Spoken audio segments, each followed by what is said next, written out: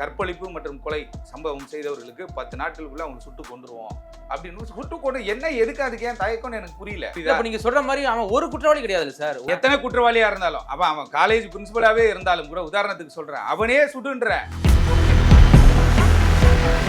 சம்பவத்திற்கு தொடர்பில்லாத ஆட்கள்லாம் என்ன பண்ணுறாங்க அப்படின்னு கேட்டால் உள்ளே வந்து ஃபோட்டோஸ்லாம் எடுத்துட்டாங்க. அரை நிர்வாண கோலத்தில் அந்த பெண் கீழே விழுந்து கிடக்குறாங்க, ரத்தம் வந்து பயங்கரமாக போயிருக்கு அப்படின்னு பொழுது அதை வந்து ஏன் அலோவ் பண்ணார் பிரின்சிபலு? அவனே ரிசைன் பண்ணிட்டு போகிறான். அவன் என்ன ரிசைன் பண்ணுறான், எனக்கு எந்த வேலையும் வேணான்னு போனவனை கூப்பிட்டு நீ இன்னொரு மருத்துவமனையில் கொடுக்குற அப்படின்னா அப்போ அதில் என்ன உங்களுக்கும் அவனுக்கும் என்ன தொடர்பு இருக்குது? ஒரு வருஷத்துல வந்து 7-8 கேஸ் நம்ம கேள்விப்படுவோம். ஆனா இப்போ ஒரு மாசத்துலயே 50-60 கேஸ் கேள்விப்படுறோம். அப்ப இந்த மாதிரி ஒரு சப்ஜெக்ட் நடக்கும் பொழுது rape and murder, brutal rape and murder இல்ல ரேப்பு இந்த மாதிரி சம்பவங்கள் இருக்கும்போது UAE மாதிரி சவுதி அரேபியா மாதிரியான ஒரு ஸ்டெப்ஸை எடுக்கும் பொழுது தான் இதுக்கு வந்து பயம் வருமே தவிர அதுக்கு வரையும் பயப்படவே மாட்டானுங்க. இவனுடைய அக்கா ஒருத்தவங்க வந்து எஸ்ஐயா இருந்திருக்காங்க. யாரு? இந்த சஞ்சய் ராயோட அக்கா.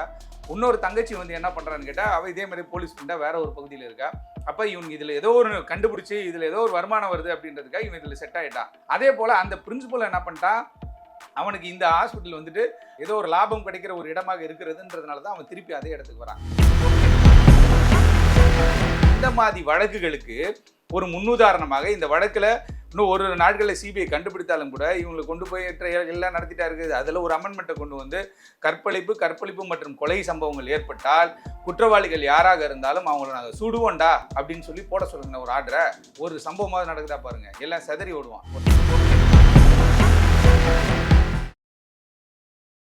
Jayachandran Gold and Diamonds, now at Palikatnai.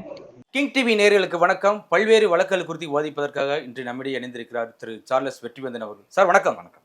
சமீபத்தில் நடந்த கல்கத்தா மருத்துவர் கொலை வந்து இன்னைக்கு பெரிய பேசும்பொருளாக போயிட்டு இருக்கு. இன்னைக்கு நாடு முழுவதும் ஒரே கொந்தளிப்பாக போயிட்டு இருக்கு. நேற்று கூட நீதியரசர் சந்திரசூட் தலைமையில் மிகப்பெரிய ஒரு கேள்வியை கேட்டிருக்காங்க. அதாவது மேற்கு வங்காள அரசை பார்த்து. இந்த வழக்கோட பின்னணி என்ன சார்? அதாவது ஆகஸ்ட் 8ஆம் தேதி நள்ளிரவு, அதாவது நள்ளிரவுனா காலைல ஒரு 3 மணி 2 மணி டைமில் 3 மணி 4 மணி டைமில் என்ன பண்ணுறாங்க கேட்டால் பிஜி ஸ்டூடெண்ட்டு ஒருத்தவங்க வந்து அங்கே செஸ்ட் டிபார்ட்மெண்ட்டில் ப்ராக்டிஸ் பண்ணிக்கிட்டு இருக்காங்க மருத்துவராக.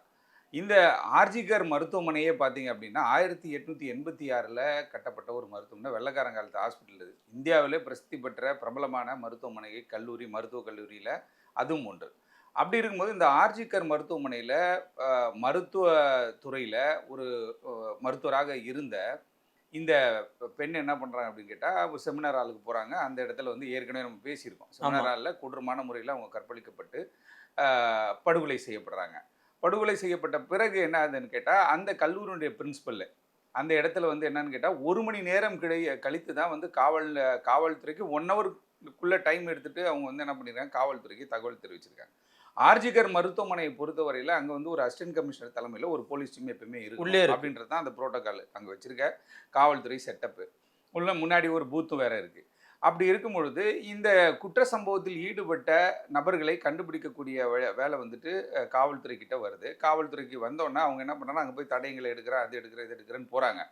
போன பிறகு கூட வந்து பார்த்திங்கன்னா இந்த பிரின்சிபல் ஒருத்தர் இருந்தார், கோஷ் அவர் பேர். அந்த பிரின்சிபல் என்ன பண்ணுறாரு கேட்டால் இதை வந்து ஆரம்பத்தில் தற்கொலையாக நேற்று நீதியரசர் சந்திரசூட் கூட என்ன சொன்னார், ஃபஸ்ட்டு ஆரம்பத்தில் தற்கொலையாய் பூசி மொழுவதற்கான வேலை நடந்தது அப்படின்ற ஒரு பதிவு அவர் போட்டிருக்காங்க.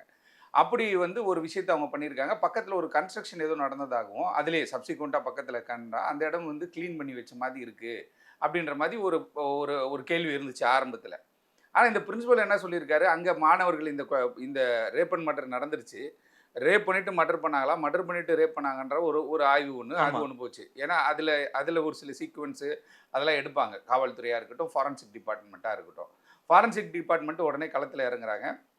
அந்த கல்லூரியுடைய சூப்பரண்டன்ட்டு அவர் சஸ்பெண்ட் செய்யப்படுகிறார். அந்த அசிஸ்டன்ட் கமிஷனர் சஸ்பெண்ட் செய்யப்படுகிறார். அப்படி வந்து ஆரம்பத்தில் மேற்கு வங்காள அரசு வந்து ஒரு சில ஸ்டெப்ஸை எடுத்தாலும் கூட இந்த விஷயம் வெளியில் தெரிஞ்ச உடனே ஒரு மருத்துவ மாணவி, அதாவது ஒரு பிஜி ஸ்டூடெண்ட் வந்து கொடூரமான முறையில் வந்துட்டு 16 இடங்களில் அவங்களுக்கு வந்து காயம் ஏற்பட்டிருந்தது. வெளிக்காயங்கள் உள்காயங்கள் வந்து 9 இடத்துலையும் வெளிக்காயங்கள் 16 இடங்கள்ல இருந்தது அப்படின்ற மாதிரியான போஸ்ட்மார்ட்டம் ரிப்போர்ட் வந்து வேற ஒரு பெரிய இஷ்யூ ஆகி போச்சு. அப்படி இருக்கும் பொழுது இதை கண்டுபிடிக்க வேண்டும் அப்படின்றதுல வந்து காவல்துறை மும்முரமாக அப்போ தான் இறங்குறாங்க. சப்ஜெக்டுக்குள்ளே இறங்கினோன்னே 2 நாட்களுக்குள்ள நாங்கள் குற்றவாளியை கண்டுபிடிச்சிட்டோம் அப்படின்ற மாதிரியான ஒரு ஸ்டேட்மெண்ட் வந்து மேற்கு வங்காள அரசுகிட்ட இருந்து வருது. ஆனால் அந்த கைது செய்யப்பட்ட அந்த நபர் இருக்கார் இல்லையா, சஞ்சய் ராய், அவனை வந்து கல்யாண மாப்பிள்ளை மாதிரி கூட்டு போகிறாங்க. ஒரு ஏற்கனவே ஹைதராபாத்தில் இது மாதிரி ஒரு சம்பவம் நடந்து, ஒரு பெண்ணு வந்து ஸ்கூட்டியில் போகிறாங்க, வண்டி வந்து பஞ்சர் ஆகி நின்றுச்சு டோல்கேட் கிட்ட. அப்போ ஹெல்ப் பண்ணுற மாதிரி வந்து என்ன பண்ணுறாங்க, அந்த பெண்ணை ப்ரூட்டலாக ரேப் பண்ணி கொண்டுட்டாங்க ஹைதராபாத்தில். அந்த சம்பவத்திற்கு உடனடியாக என்ன பண்ணாங்க, துப்பாக்கி சூடு சம்பவம் நடைபெற்று ஒரு என்கவுண்டர் நடந்து 4 பேரையும் கொண்டுட்டாங்க. அப்போ ஒரு வழக்கு அது மாதிரி நடக்குது. இந்த வழக்கில் என்ன பண்ணுறாங்கன்னு கேட்டால், இது மாநில அரசுக்கு வந்து அவப்பெயரை ஏற்படுத்தி விடுமோன்ற ஒரு காரணத்திற்காக அது மாதிரி பண்ணாங்களான்னு தெரில. ஒரு லேக் ஏற்பட்டுச்சு. ஆரம்ப இன்வெஸ்டிகேஷனுடைய ப்ரிலிமினரி இன்வெஸ்டிகேஷன்றதே வந்து கொஞ்சம் ஸ்லோவாக தான் எடுத்து போய் எஃப்ஐஆர் எப்போ போட்டிங்கன்னா வந்து சிஜே வந்து கேட்டார். கேட்டிருக்கும்பொழுது இவங்க மேற்கு வங்காள அரசுக்கு தரப்பில் வந்து பார்த்தா கபில் சிபல் அவர் அப்பியர் ஆகுறாரு. அவர் அப்பியர் ஆகி ஒரு சில கருத்துக்களை அவர் சொல்கிறார். நாங்கள் வந்து யூடி என்று சொல்லக்கூடிய அன்நேச்சுரல் டெத்துன்னு இமீடியட்டாகவே நாங்கள் எஃப்ஐஆர் ரெஜிஸ்டர் பண்ணிட்டோம் அப்படின்ற மாதிரியான ஒரு தகவல் அவர் வந்து பதிவு செஞ்சார். இருந்தாலும் கூட இது வந்து 7000க்கும் 8000க்கும் மேற்பட்டவர்கள் ஒரு இடத்துல திறந்துருக்காங்க. இந்தியா முழுவதும் இந்த பிரச்சனை நடக்குதுன்ற காரணத்திற்காக தான் நான் வந்து இது சுமோட்டோ எடுத்தேன் அப்படின்ற மாதிரி ஒரு விளக்கம் கொடுத்துருக்காரு. அடுத்த ஒரு ஹியரிங்கும் இருக்குது இதில். அது ஒரு பக்கம் போயிட்டு இருக்கு. நீதிமன்றமே உள்ள தலையிடக்கூடிய சூழ்நிலை ஏன் ஏற்பட்டது அப்படின்றத நம்ம இப்போ பேசுகிறோம். அப்போ இந்த பெண் வந்து படுகொலை செய்யப்பட்டாங்க. பெண் இறந்த பிறகு அவங்க பெற்றோர்களுக்கு அந்த தகவல் தெரிவிக்கப்படுகிறது. 3 மணி நேரம் அவங்க பேரண்ட்ஸ் வந்து காக்க வைக்கப்பட்டிருக்கிறார்கள். அதுவும் இல்லாமல் இந்த சம்பவம் நடந்த உடனே சம்பவத்திற்கு தொடர்பில்லாத ஆட்கள்லாம் என்ன பண்ணுறாங்க அப்படின்னு கேட்டால், உள்ளே வந்து ஃபோட்டோஸ்லாம் எடுத்துட்டாங்க. அரை நிர்வாண கோலத்தில் அந்த பெண் கீழே விழுந்து கிடக்கிறாங்க. ரத்தம் வந்து பயங்கரமாக போயிருக்கு அப்படின்னும் பொழுது அதை வந்து ஏன் அலோவ் பண்ணார் பிரின்சிபலு, யார் யார் வந்து ஃபோனில் எடுத்தாங்கன்றது தெரியல. அந்த ஃபோட்டோஸ் எல்லாம் கூட வந்து சமூக வலைதளங்களில் போடப்பட்டுச்சு. முக்கியமாக ஒரு நபர் அதை வந்து முதல் முறையாக போட்டார் அப்படின்றதுனால அவரும் கைது செய்யப்பட்டிருக்கிறார் இந்த வழக்கில், விசாரணை இருக்கு. ஆமாம். அதுவும் இல்லாமல் இந்த சம்பவம் நடந்த பிறகு இந்த விசாரணை வந்து போகிற போக்கு சரியில்லை அப்படின்ற மாதிரி ஆரம்பத்தில் எல்லாரும் கத்த ஆரம்பிச்சிட்டாங்க.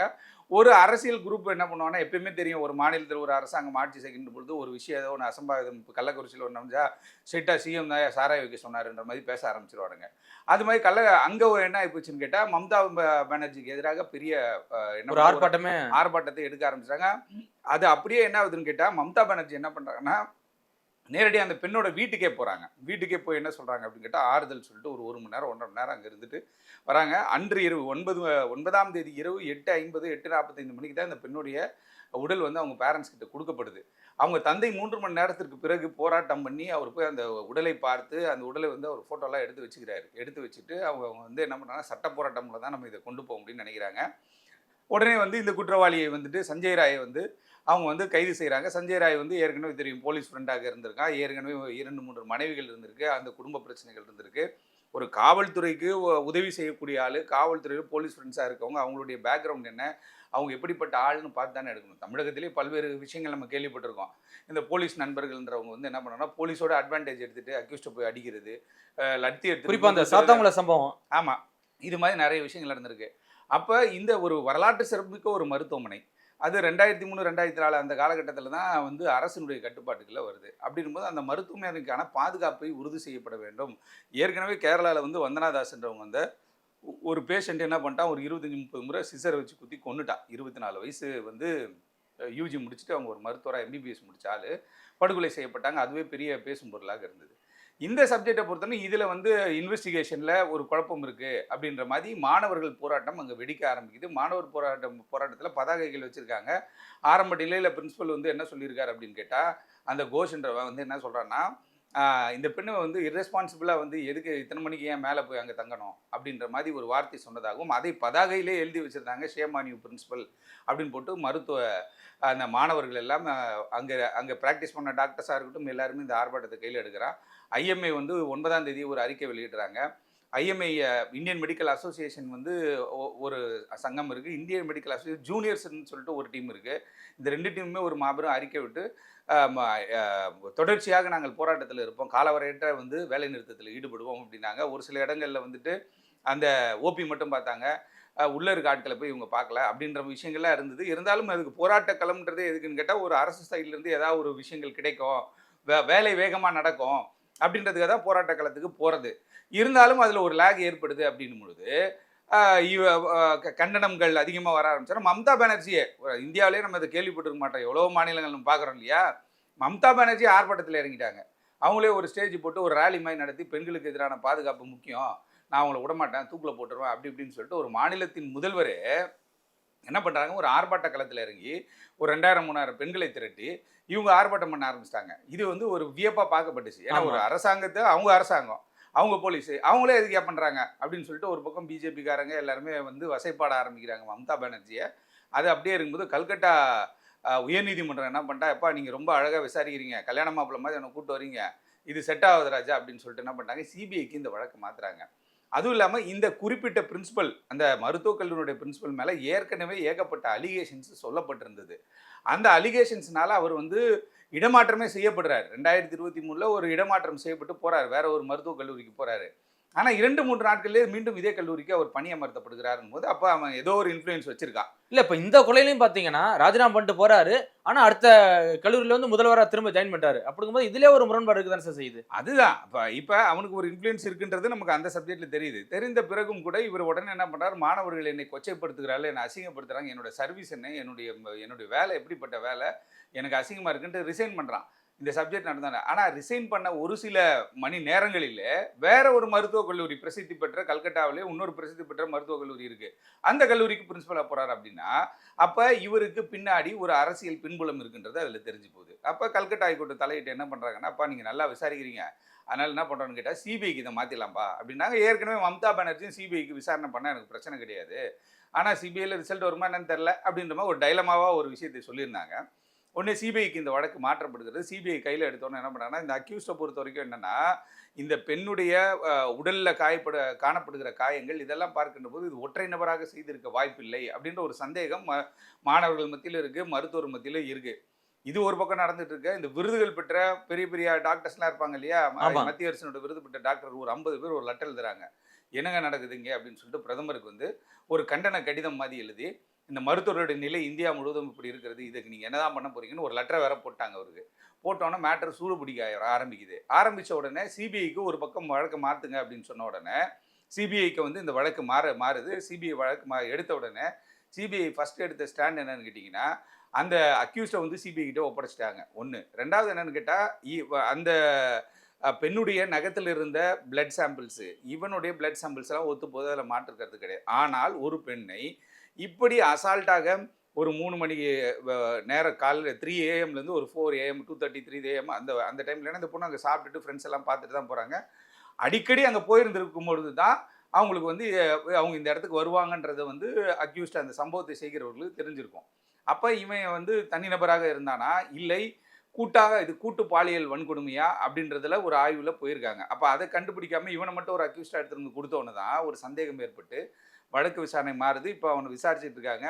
இந்த உண்மை கண்டறியும் சோதனை நேற்று நடத்தப்பட்டிருக்கும்னு நினைக்கிறேன். உண்மை கண்டறியும் சோதனை பண்ணணும் அப்படின்ற மாதிரி சிபிஐ ஒரு அப்ளிகேஷன் போட்டு, அது வந்து என்ன கேட்டால் அப்ளிகேஷன் எடுக்கப்பட்டு அவனுக்கு வந்து உண்மை கண்டறியும் சோதனை பண்ணுறாங்க. சப்சிக்வெண்ட்டாக கடந்த 4 நாட்களாக அந்த கல்லூரியுடைய முதல்வராக இருந்தார் இல்லையா கோஷ், அவரை தூக்கிட்டு போய் உட்கார வச்சு அவரை 4 நாட்களாக விசாரிக்கிறாங்க. ஏன்னா ஆரம்பத்திலிருந்தே எல்லாருடைய பார்வையும் அவர் மேலே பிரின்சிபல் மேலே தான் இருக்குது. ஏன்னு கேட்டால் அங்கே ஒரு சில இர்ரெகுலாரிட்டிஸ் என்று சொல்லக்கூடிய விஷயங்கள்லாம் வந்து அந்த மருத்துவமனை வளாகத்தில் நடக்குதுன்றது வந்து இந்த பெண் ஏதோ கண்டுபிடிச்ச மாதிரியும், இந்த பெண்ணுக்கு அந்த மருத்துவமனையில் நடக்கிற இர்ரெகுலாரிட்டிஸ் வந்து ஒரு சில விஷயங்கள், போதை விஷயங்கள்லாம் சொல்கிறாங்க. ஆனால் வந்து அது வந்து என்ன கேட்டால் அந்த விஷயங்களை வந்து இந்த பெண் வந்து கண்டுபிடித்ததாகவும், அதுக்காக இவங்களுக்கும் ஒரு டீமுக்கும் வந்து ஒரு பகை இருந்ததாகவும் எல்லாம் பேசப்படுகிறது. இது என்ன இவங்களா சொல்லலை, அதாவது காவல்துறையே சொல்லலை, பட் ஆனால் அங்கே இருக்க தகவல்கள் மருத்துவர்கள் அவங்க பேசும்பொழுது அது மாதிரியான விஷயங்களை சொல்கிறாங்க இல்லையா. சொன்ன பிறகு அதற்காக இது நடந்திருக்குமோ அப்படின்ற ஒரு கோணங்களில் விசாரிக்கணும்னு சொல்லிட்டு அந்த பிரின்சிபலோடைய 90% அவன் மேலே எங்களுக்கு டவுட்டாக இருக்குப்பா அப்படின்னு சொல்லி அந்த பிரின்சிபலை உட்கார வச்சு வாட்ஸ்அப் சேட்டு, கால் டீட்டெயில்ஸ் இது எல்லாத்தையும் எடுத்து அவரை ஆராய்ச்சி பண்ணிக்கிட்டு இருக்காங்க. ஒரு பக்கத்தில் என்ன பண்ணுறாங்க அப்படின்னு கேட்டால், இந்த வழக்கில் உண்மையான குற்றவாளிகளை வெளில கொண்டு வரணும் அப்படின்னு சொல்லி ஒரு முயற்சிகள் இவங்க எடுக்கின்ற பொழுது, தொடர்ச்சியாக வழக்கு சிபிஐக்கு மாற்றப்பட்டாலும் கூட இந்தியா முழுவதிலும் இந்த பிரச்சனை நேற்று வந்து அவங்க பின்வாங்கிட்டாங்க. அதாவது என்ன கேட்டால், உச்சநீதிமன்றம் தலையிட்டதுனால, உச்சநீதிமன்றம் சுமோட்டோ இந்த வழக்கு எடுத்ததுனால இந்தியன் மெடிக்கல் அசோசியேஷனு அவங்க என்ன பண்ணுறாங்கன்னா, அவங்க வந்து எங்களுடைய காலவற்ற போராட்டத்தை வந்து நாங்கள் ஸ்டாப் பண்ணிக்கிறோம் டைம் பீயிங் அப்படின்ற மாதிரி சொல்லியிருக்காங்க. அப்படி சொல்லியிருக்கும்போது உச்சநீதிமன்றத்துக்கு ஒரு சந்தேகம் ஏற்படுகிறது. ஏன் அவன் விசாரிக்கிறான் லோக்கல் போலீஸு, அதுலேயும் ஒரு விஷயத்த சொல்லலை, இதுலேயும் ஒரு விஷயத்த சொல்லலை அப்படின்னும்போது அந்த பிரின்சிபல் ஏன் இது மாதிரியான விஷயங்களை சொன்னார்னு சொல்லிட்டு உச்சநீதிமன்றம் சுமோட்டோவை எடுத்து அந்த வழக்கை விசாரிக்கின்ற பொழுது தான் பல்வேறு விஷயங்கள் தெரிய வருகிறது. அரசு, அதாவது solicitor general of India Tushar Mehta என்ன சொல்றாரு அப்படின்னு கேட்டால், துஷார் மேத்தா கிட்ட ஒரு சில கேள்விகள் கேட்கப்படுகின்ற பொழுது, அந்த ஆர்ஜிஆர் மருத்துவக் கல்லூரி மருத்துவமனையோட இணைந்திருக்கு இல்லையா, அந்த ஆமா. இடத்துக்கு வந்து நாங்கள் சிஏஎஃப் பாதுகாப்பு பக்காவாக போட்டுறோம் அப்படின்ற மாதிரி இப்போ சொல்லியிருக்காங்க. அதற்கான வேலைகளும் அங்கே நடந்துட்டு இருக்கு. அதுவும் இல்லாமல் தேவையில்லாத ஆட்கள் உள்ளே போகிறது வரதெல்லாம் வந்து அங்கே தடை செய்யணும். நீங்கள் சொன்ன மாதிரி குறிப்பாக இந்த உறுப்பை வந்து திருடுறது இந்த மாதிரி விஷயங்கள்லாம் நடந்திருக்க வாய்ப்புகள் இருக்கு. ஏன்னா அது நம்ம எல்லாரும் சந்தேகம்னு வந்துட்ட பிறகு எல்லாரையும் சந்தேகப்பட்டுத்தானே ஆகணும். ஐயோ அவர் பிரின்சிபல் இல்ல சார். இப்ப இந்த அளவுக்கு ஒரு கொடூரமான ஒரு கொலை நடக்குதுன்னா, அப்ப வேற ஏதோ அங்க நடக்குதுன்னு அர்த்தம். ஆமா. அப்ப வந்து அந்த கொலை அந்த விஷயங்கள் எல்லாம் மறைப்பதற்கு அவங்க வந்து என்ன பண்ணா, இது ஒரு ரேப் அண்ட் மர்டரா போட்டு விட்டா குழப்பம் வந்து தீந்துரும்ன்ற மாதிரி பிளான் பண்ணாங்களா தெரியல. அதுவும் இல்லாம ஒரே ஒரு நபரால் இந்த கொலை நடந்திருக்குமா அப்படின்றதுல வந்து எல்லாருக்குமே சந்தேகம். நீதிமன்றத்திற்கும் சந்தேகம், அவங்க பேரண்ட்ஸுக்கும் சந்தேகம், அங்க இருக்க மருத்துவர்களுக்கும் ஒரு சந்தேகம் ஏற்பட்டிருக்கிறது. தொடர்ச்சியாக பல்வேறு வழக்குகள் நம்ம கடந்து வந்திருந்தாலும் இதே மேற்கு வங்காளத்துல 2013, 2014 டைம்ல வந்து 72 வயது கன்னியாஸ்திரி ஒருத்தர் வந்துட்டு என்ன பண்ணாங்கன்னா, அவங்க இருந்த பகுதி அடித்து உடைக்கப்படுகிறது. அவங்க கற்பழிக்கப்பட்டார்கள்.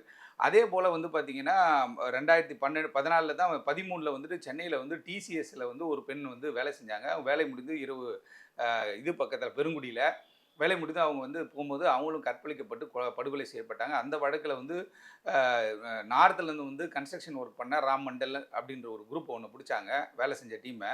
அந்த வழக்கு எந்த நிலையில இருக்குன்னு தெரியல. குறிப்பாக இப்படிப்பட்ட வழக்குகளுடைய அந்த கன்விக்ஷன் ரேட் அப்படின்னு இருக்கு இல்லையா, இப்போ இவங்க இறந்து போயிட்டாங்க, படுகொலை செய்யப்பட்டாங்க, இதை நம்ம வருத்தப்படுறோம். இதை என்ன பண்ணாங்கன்னா 10 நாள் வருத்தப்படுவோம், 11 நாள் மறந்துடுவான்.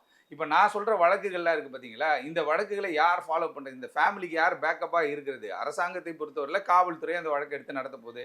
காவல்துறை ஆவணங்களை நீதிமன்றத்தில் கொடுக்கணும், அதுக்கப்புறம் ட்ரையல் நடக்கணும், அது பக்கம் தான் அவங்க குற்றவாளின்னு வரும். ஆனால் இப்படி கற்பழிக்கப்பட்ட குற்றவாளிகளுக்கான சம்பவங்கள் இருக்கு இல்லையா, இது வந்து பார்த்தீங்கன்னா இந்தியாவில் 2020, 21 இந்த காலகட்டத்தில் பார்த்தீங்கன்னா 2012 வந்து 25,000 பேர் வருடத்திற்கு கற்பழிக்கப்பட்டார்கள். ஆய்வு இருக்குது, என்சிஆர்பியோட ஆய்வு இருக்குது, அவங்களுடைய பதிவுகள் இருக்குது, தரவுகள் இருக்குது. 2020, 21 பார்க்கின்றோம் 30,000 பேர் ஒரு ஆண்டுக்கு கற்பழிக்கப்படுகிறார்கள் அப்படின்ற மாதிரி இருந்துச்சு. அப்போ ஒரு நாளைக்கு வந்து 89 பேர் கற்பழிக்கப்படுகிறார்கள்ன்ற ஒரு சூழல் ஏற்பட்டு கொண்டிருக்குது. நாடு முழுவதும் பல்வேறு இடங்களில் இப்படி நடந்துகிட்டு இருக்கு. அப்போ 2020, 21 என்சிஆர்பியோட டேட்டா 30,000 பேர் ரேப் செய்யப்படுறாங்கன்றாங்க. ஆனால் நீங்கள் கன்விக்ஷன் ரேட்டு பார்த்தீங்கன்னா 27%லேருந்து 35% வரையும் தான் இருக்குது. அப்போ இந்த வழக்கில் கைது செய்யப்படுகிற குற்றவாளிகளில் 100 பேரில் 27லேருந்து 35 பேர் வரைக்கும் தான் கன்விக்ஷன் கிடைக்குது. மற்ற மேலை நாடுகள் நம்ம ஒப்பிடும்போது யூஏயில் பார்த்தீங்கன்னா 7 நாள் 8 நாள்லேயே சுட்டு கொன்னுருன்றான். இப்போ இது மாதிரி குற்றவாளிகளுக்கு நீ என்ன ஆராய்ச்சி பண்ணி என்ன பண்ண போற? இந்நேரத்துக்கு இவங்களுக்கு என்ன சொல்லணும்? இந்த போக்சோ வழக்கில் கைது செய்யப்படுகிறவர்களாக இருக்கட்டும், வழக்கு உண்மையா பொய்யான்றது ஒரு வாரத்தில் தெரிஞ்சிடும். ஃபேக்கா கம்ப்ளைண்ட் கொடுக்குறவன்லாம் இருப்பான். ஃபேக்கா கம்ப்ளைண்ட் கொடுக்குற நிறைய வழக்கு நம்ம பார்க்குறோம். பெங்களூரில் கூட ஒரு வழக்கு பார்த்தோம். ஏதோ சொத்து பிரச்சனை எல்லாம் பண்ணிட்டாங்க, ஒரு போக்சோ வழக்கை போட்டு விட்டு உச்சநீதிமன்றத்தில் போய் அவன் உடைச்சிட்டு வந்துட்டான். உச்சநீதிமன்றம் என்ன பண்ணிட்டான், அந்த புகார் கொடுத்தவங்க மீது நடவடிக்கை எடுக்க சொல்லி உத்தரவு கொடுத்துட்டாங்க. அப்படியான வழக்குகள் நிறைய இருக்கு. அப்போ மேலை நாடுகளை பொறுத்தவரையில் அவனுடைய ஸ்டைல் வேறு மாதிரி இருக்குது. நான் மேலை நாடு மாதிரி உலக நாடுகளில் நான் வந்து முன்னாடி ஃபஸ்ட்டு நான் போயிட்டு இருக்கேன் அப்படின்னு சொல்லி நம்ம வாயில சொல்கிறோமே தவிர, ஆனால் பின்னாடி திருப்பி பார்க்கின்ற பொழுது ரெபேக்கா ஜான்ன்ற ஒரு வழக்கறிஞர் அவங்க வந்து என்ன பண்ணுறாங்கன்னு கேட்டிங்கன்னா, அவங்க இன்டர்நேஷ்னல் லெவலில் வந்துட்டு இந்த ரேப் விக்டிம்ஸ் சம்மந்தப்பட்ட ஒரு ஆய்வுகள்லாம் செய்யக்கூடியவர்கள். அவங்க ஒரு ஆய்வு செய்யும்பொழுது அவங்க என்ன சொல்கிறாங்கன்னா, கன்விக்ஷன் ரேட் வந்து இந்தியாவில் ரொம்ப கம்மியாக இருக்குது. அப்போ இப்போ கற்பழிக்கப்பட்டது அவங்களா கற்பழிச்சிட்டாங்க, எப்படி கற்பழிச்சதெல்லாம் நடிக்க முடியாது. ஒருத்தனை வெட்டிட்டு ஆள் செட் பண்ணி வெட்டுறலாம் தெரியல. போலீஸ் ப்ரொடெக்ஷனுக்காக இவனே என்ன பண்ணுவான், மாட்டு தலையை தூக்கிட்டு வந்து போட்டுருவான், இவனே ஒரு டீம் செட் பண்ணி அடிப்பான், இதெல்லாம் வேற. ஆனால் ஒரு ரேப் அப்படின்றதுல வந்துட்டு என்ன கேட்டிங்கன்னா, ரேப் அண்ட் மர்டர்னு வரும்பொழுது அந்த இடத்துல ஒரு பெண் படுகொலை செய்யப்படுகிறார். ரேப்னு வரும்போது ஒரு பெண் வந்து பாதிக்கப்படுறார். அவங்களுக்கு வந்து மெடிக்கல் எக்ஸாமினேஷன் பண்ணி அவங்க கற்பழிக்கப்பட்டிருக்கிறார்கள்ன்றது ஈஸியாக மெடிக்கல் எக்ஸாமினேஷனில் தெரிஞ்சிடும். அந்த போராட்டங்கள் அந்த விஷயங்கள்லாம் வந்து அது ஒரு எலாபரேட்டான சப்ஜெக்ட். அப்படி இருக்கும்போது அது உண்மையை தெரிஞ்சு கொள்வதுக்கு ஒரு வாரம் டைம் போதுமே. யார் பண்ணா ஏது பண்ணா அவனை கூப்பிட்டு டிஎன்ஏ டெஸ்ட். இல்ல இப்ப இது வரைக்கும் தெரிஞ்சிருக்க வாய்ப்பு இருக்குல்ல சார்? அதுதான் அது ரகசியம் பாத்தீங்கன்னா 14 பேர். இப்ப நம்மளுடைய வாதமே என்னன்னு கேட்டா, இது மாதிரியான விஷயங்களுக்கு தொடர்ச்சியாக பல்வேறு மும்பையில் ஒரு சப்ஜெக்ட் நடக்கும்போது பேசுறோம். அதுக்கப்புறம் அந்த வழக்கு என்னன்னு தெரியுமா, இந்த ராம் மண்டல் குரூப் என்னன்னு தெரியுமா, இந்த அந்த பேரெல்லாம் எனக்கு தெரியும், ஆனால் ஐடென்டிஃபை நம்ம பண்ண வேணாம். அந்த டிசிஎஸ் உடைய ஊழியர் ஒருத்தவங்க இறந்து போனாங்களே, அவங்க தந்தை என் பெண்ணு காணான்னு போடுறாங்க, இன்ஸ்பெக்டரை சஸ்பெண்ட் பண்ணோம், எல்லாமே பண்ணோம். ஆனால் அந்த வழக்கினுடைய தன்மை இன்னைக்கு என்னன்னு தெரியும்.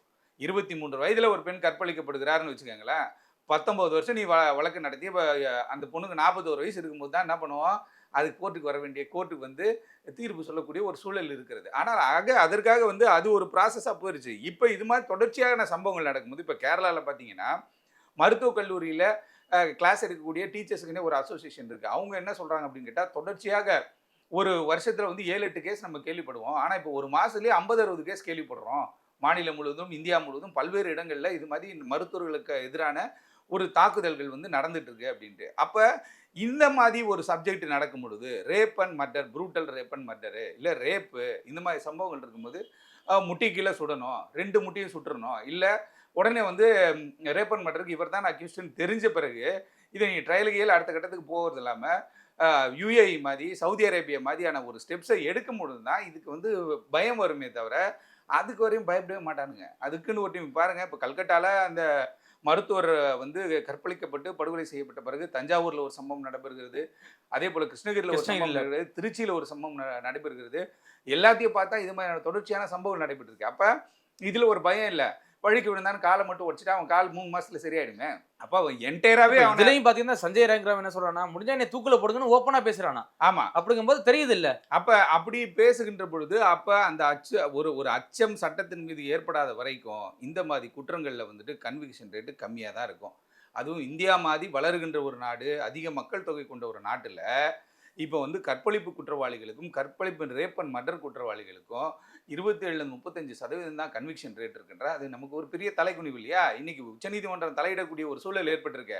மாநில அரசாங்கமே களத்தில் இறங்கி பட்டுன்னு 2 பேரை சுட்டிருந்தா இந்த நேரத்துக்கு சப்ஜெக்ட் போவான். அவன் வந்து பிரின்சிபல் ஆல்ரெடி அவன் மேலே ஏகப்பட்ட அலிகேஷன் இருக்காங்க. அவனே ரிசைன் பண்ணிட்டு போறான். அவன் என்ன ரிசைன் பண்றான்? எனக்கு எந்த வேலையும் வேணான்னு போனவனை கூப்பிட்டு நீ இன்னொரு மருத்துவமனையில் கொடுக்குற அப்படின்னா, அப்போ அதில் என்ன உங்களுக்கும் அவனுக்கும் என்ன தொடர்பு இருக்கிறது? உங்களுக்கும் அவனுக்கும் என்ன இஷ்யூ இருக்குது? அதுவும் இல்லாமல் சமூக வலைதளங்கள் மிகப்பெரிய பங்காற்றுறாங்க. சமூக வலைதளங்கள் வந்து பல தவறான கருத்துக்களை இந்த மாணவி இறந்து போன ஒரு புகைப்படத்தை வந்துட்டு இமீடியட்டாக வித்தின் 10 மினிட்ஸில் வந்து ட்விட்டரில் போட்டு சமூக வலைதளம் ஃபுல்லாக அந்த பெண்ணோட ஃபோட்டோவே போட்டாங்க. ஒரு சில இது பிளர் பண்ணி போட்டாங்க.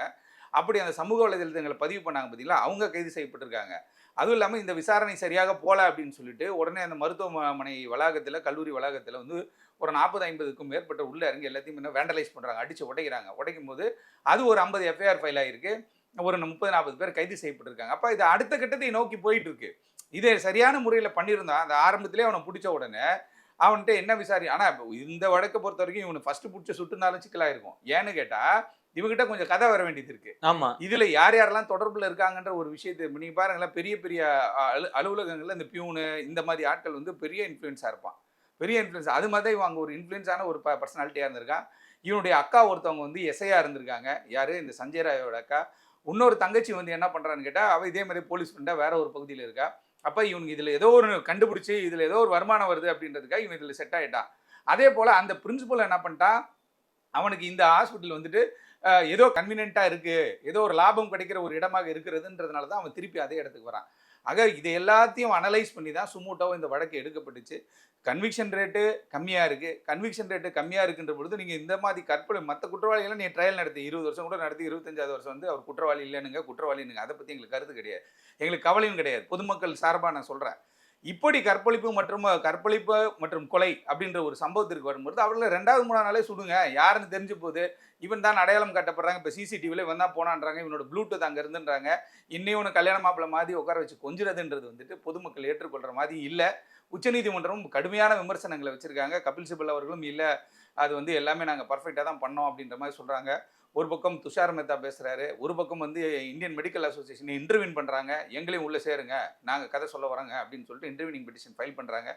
ஆகவே இந்த வழக்கு வந்து இந்தியா மட்டுமல்லாது உலக அளவில் வந்து பேசப்படக்கூடிய ஒரு வழக்காயிருச்சு. எப்படி இங்கே வந்து ஆம்சாங் அவர்களுடைய வழக்கு வந்து தேசிய அளவில் வந்து பேசப்பட்டுச்சோ அது மாதிரி வந்து அந்த வழக்கு வந்து ஒரு கொடூரமான ஒரு கொலையான ஒரு படுகொலை நடந்திருக்கு அப்படின்னும் பொழுது அந்த குடும்பத்திற்கு அவங்க ஃபேமிலியை வந்துட்டு நாங்கள் சட்ட போராட்டம் நடத்தி என் பெண்ணுக்கு வந்து நீதியை பெற்றுத் தருவோம்னு போராடிக்கிட்டு இருக்காங்க.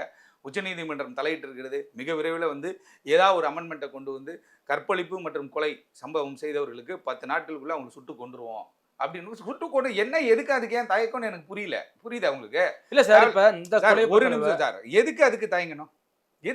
அவன் ஒரு தியாகி கிடையாது, தெரியாம பண்ண ஒரு சம்பவமும் கிடையாது.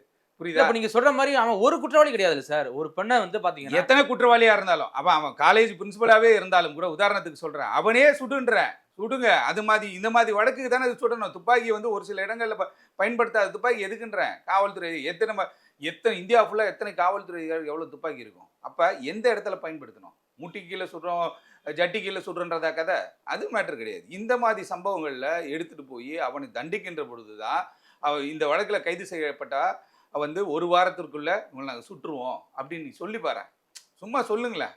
இதனுடைய ரேட்டே வேற மாதிரி போகும். கண்டிப்பா. இதனுடைய வேல்யூவே வேற மாதிரி இருக்கும். ஏன்னா பொதுமக்களுக்கான ஒரு அங்கீகாரம் என்ன இருக்கு? லா அண்ட் ஆர்டர் இஷ்யூல தான் இருக்கு. அப்ப லா அண்ட் ஆர்டர் இஷ்யூ வந்து அங்க ஒரு பிரச்சனை ஆகி போச்சு. இது அரசியல் ரீதியாக திருப்பி வந்துருமோ அப்படின்னு பயந்து மம்தா பானர்ஜியே போராட்டத்தில் இறங்கிட்டாங்க.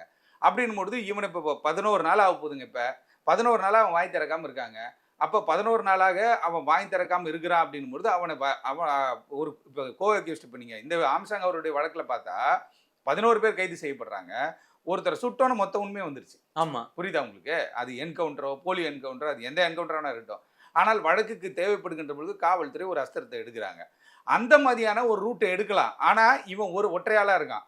அப்போ ஓரிரு நாட்களில் இவனுக்கு ட்ரீட்மெண்ட் கொடுத்து இவங்ககிட்டேருந்து ஒரு சில விஷயங்கள், ஏன்னா இவன் வந்து ஹேபிச்சுவல் அஃபண்டரான்றது தெரியணும்.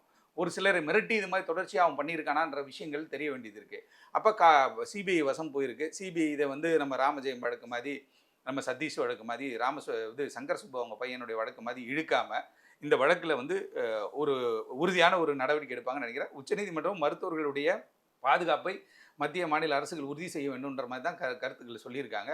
நம்மளுடைய பார்வை என்னவாக இருக்கிறதுனா, துப்பாக்கி வச்சிருக்கிறோம், கள்ள துப்பாக்கி புழக்கத்தில் இருக்குது நாடு முழுவதும் அப்படின்ற ஒரு தகவல் வருது.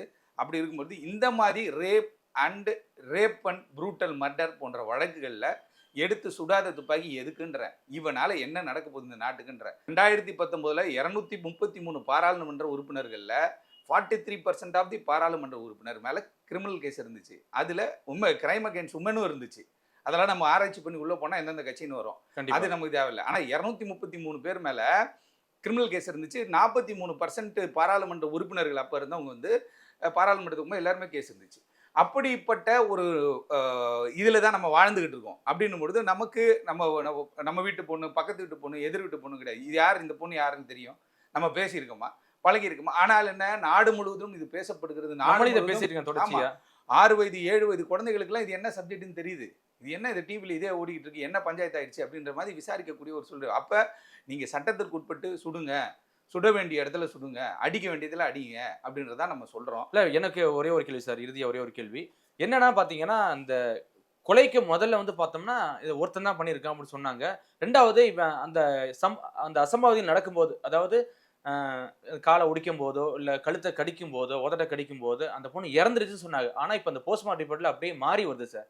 உயிரோடு இருக்கும்போது இத்தனை சம்பவம் நடந்திருக்கு, கிட்டத்தட்ட 14 இடத்துல வந்து காயம் வந்திருக்கு, அதான் கடிச்சிருக்கான், இதோனி இருக்கான் அப்படின்னு சொல்லி உயிரோட இருக்கும்போது செதைச்சிருக்காங்க. இது எப்படி சார்? அதாவது அது வந்து ஒரு மனநிலை, இப்போ ஒரு விதமான மனநிலை, கொடூரமான மனநிலை. அதுவும் இல்லாமல் கேட்டால் குற்றுயிரும் குலையுருமாக அந்த பெண் வந்து கொஞ்சம் உயிர் இருக்கிற போது அந்த பெண்ணை வந்து அவங்க வந்து கற்பழிச்சிருக்காங்க. அந்த ரிப்போர்ட்டை நேற்று ரிவீல் ஆச்சு. அதுக்கு முன்னாடி வந்து பார்த்துருக்கும் போது அந்த 16 இடங்களில் வந்து அவங்களுக்கு காயங்கள் ஏற்பட்டிருக்கு, உள்காயங்கள் 9 இடங்களில் ஏற்பட்டிருக்கின்றாங்க. அதையெல்லாம் பார்க்கும் பொழுது தான் இந்த சம்பவத்தில் பலர் தொடர்பு இருக்குமோ அப்படின்ற ஒரு சந்தேகம் ஏற்படுகிறது. அப்படி பலர் தொடர்பு இருக்குன்னா நீ எத்தனை மாதம் இதை விசாரிப்பன்ற ஒரு கேள்வி இருக்குது. நீ விசாரிச்சுட்டே இருப்ப, ஒவ்வொரு சம்பவம் நடக்கும், அப்படியே நம்ம என்ன பண்ணுவோம், ட்ராக் ஆன் பண்ணி அடுத்து இன்னொரு கொலை கேஸ் வரும், அது பின்னாடி விடுவோம், அடுத்து இன்னொரு கொலை கேஸ் வரும், அப்படி போயிடுவோம். ஆனால் இதுக்கு எனக்கு நீ என்ன ரிசல்ட்டை சொல்கிற அப்படின்னு தான் இன்றைக்கி வந்து மருத்துவர்கள் களத்தில் இருக்காங்க. பொதுமக்களும் ரொம்ப தெளிவாக பார்த்து நாடு முழுவதும் இந்த வழக்கு வந்து கவனிக்கப்படக்கூடிய ஒரு வழக்கு ஆயிடுச்சு. அப்படின்னும் பொழுது ஒரு அமெண்ட்மெண்ட் ஏதோ ஒன்று கொண்டு வந்து இப்போ நம்ம சொன்ன மாதிரி இவனை சுடுறதுல என்னங்க வந்து உனக்கு வருத்தம், இவனை சுடுறதுல என்ன வருத்தம்? எத்தனையோ சுதந்திர போராட்ட தியாகிகளை இழந்துட்டு தான் நம்ம வந்து இன்றைக்கி உட்காந்து பேசுகிறோம், இன்றைக்கி உட்காந்து சாப்பிட்றோம், இன்றைக்கி உட்காந்து ட்ரெஸ் பண்ணுறோம், எல்லாமே பண்ணுறோம், இன்றைக்கி நடமாடுறோம். அவ்வளோ பேரை நம்ம இழந்துட்டு அவங்க நாட்டுக்காக போகிறோம், அவங்களாம் உயிரோடு இருந்திருக்கணும், ஆனால் இழந்துட்டோம். ஆனால் இவெல்லாம் சாக வேண்டியவன். அப்போ இவனை கொல்லுங்க அப்படின்னு நம்ம சொல்கிறோம்.